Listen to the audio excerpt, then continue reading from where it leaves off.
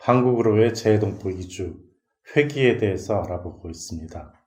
이번 시간에는 한국 정부의 재외동포 정책에 대해서 얘기하도록 하겠습니다.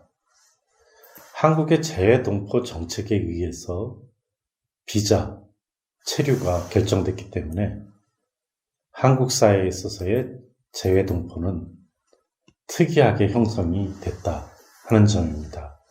그렇기 때문에 재외동포 정책을 살펴본다는 것은 해외에 있는 한인들에 대한 정책뿐만 아니라 국내에 거주하고 있는 재외동포들의 체류를 결정하는 요소를 알아보는 것이기도 합니다.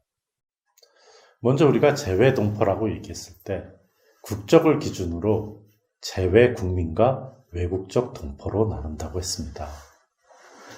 우리가 재외동포가 약 750만 명이 됩니다. 이 중에서 재외국민은 36%인 268만 명, 외국적 동포는 64%인 480만 명이 됩니다. 그런데 이 외국적 동포 480만 명 중에서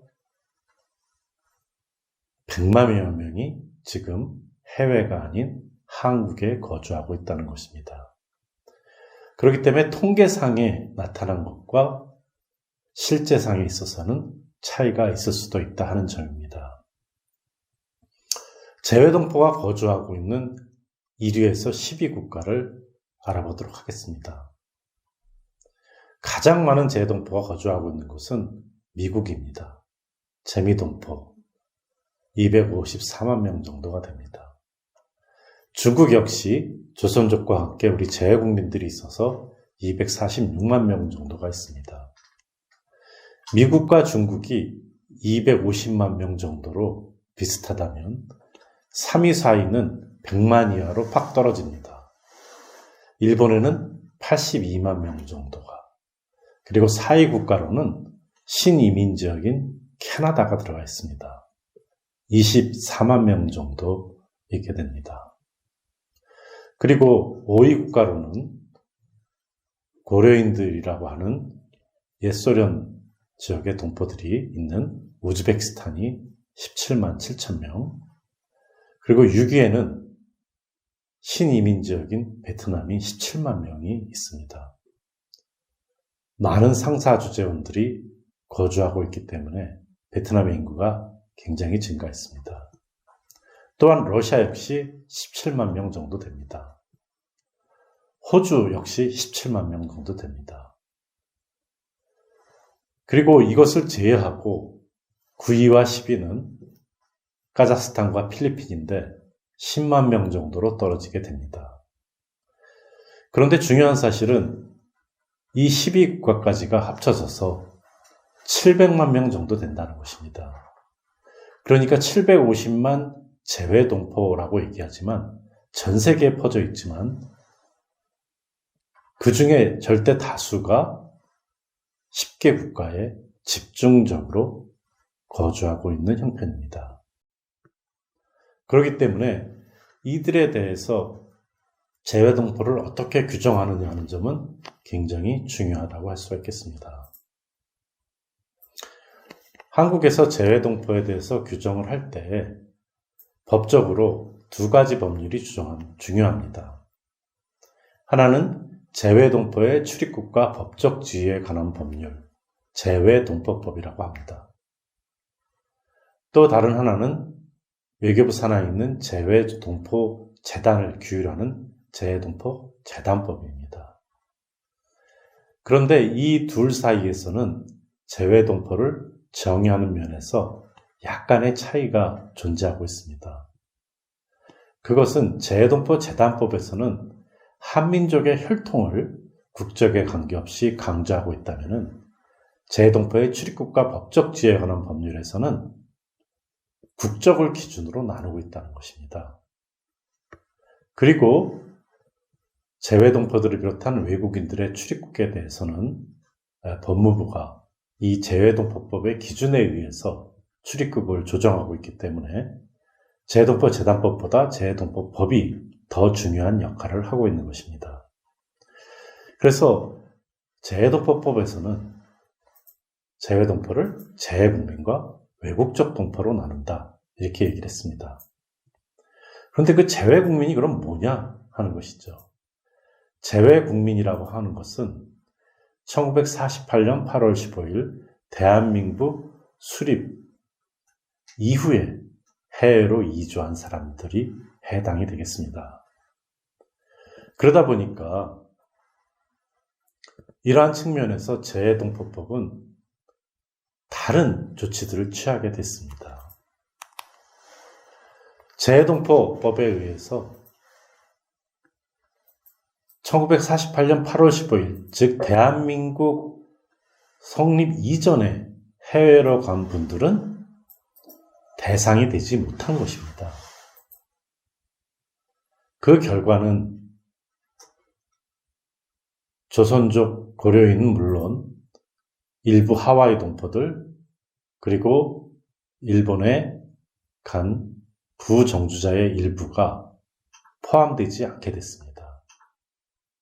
이러한 모순이 있다 보니까 재외동포법을 개정하고자 하는 노력이 여러 차례 있었습니다.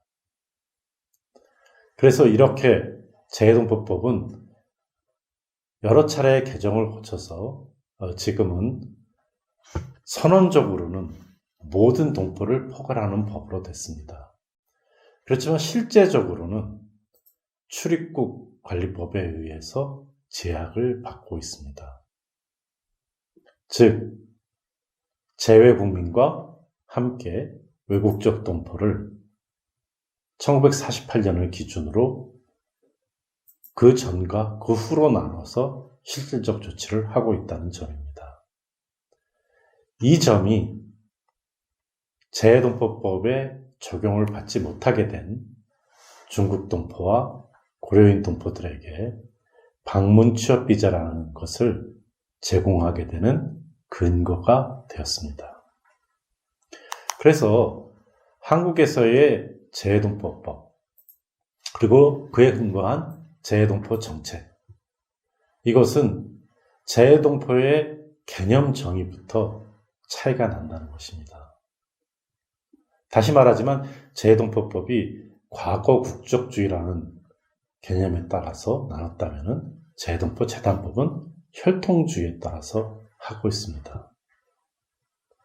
이러다 보니까 출입국이라든지 이런 부분에 있어서, 즉 국내 부분과 연결될 때는 재외동포법이, 그리고 해외에 있는 재외동포들에 대한 지원이라든지 여러 가지 정책은 재외동포 재단법이 적용이 되는 그러한 모순이 나타나게 됐고, 이 결과 다른 법률과 함께 재외동포 정책은 혼란스러운 양상을 띠게 됐습니다. 그래서 우리가 이렇게 수업을 통해서 얘기합니다마는 재외동포 정책을 일목요연하게 파악하기가 어려운 상황이라고 할 수가 있겠습니다. 현재 재외동포 정책은 한국에서는 외교부가 주무부서입니다. 그런데 국내로 들어오는 외국적 동포들에 대해서는 법무부가 사실상 주무부서 역할을 하고 있습니다. 문제는 지금 세계화 시대, 이주의 이주를 거듭하게 되면서 사람들이 한 곳에만 거주하지 않는다는 것입니다. 여러 곳에 거주하는 사람들이 많아지고 있습니다. 이랬을 때 일관되지 않게 정책을 실시하게 되면 혼란을 가져온다고 할 수가 있겠습니다. 예를 들자면 해외에 있는 분들을 위한 정체성 교육, 한인으로서의 정체성 교육은 외교부가 재외동포 정책으로 하고 있습니다.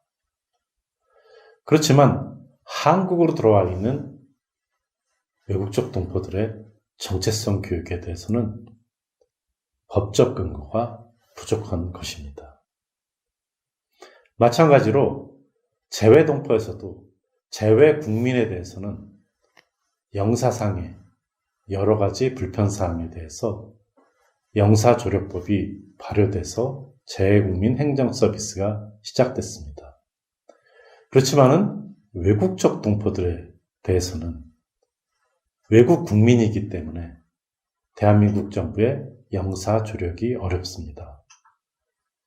그렇다면은 이들에게 정체성이라든지 기타 한인으로서의 그러한 권익을 신장시키기 위해서는 어떤 것을 해야 되는가 하는 것이 큰 문제라고 할 수가 있겠습니다.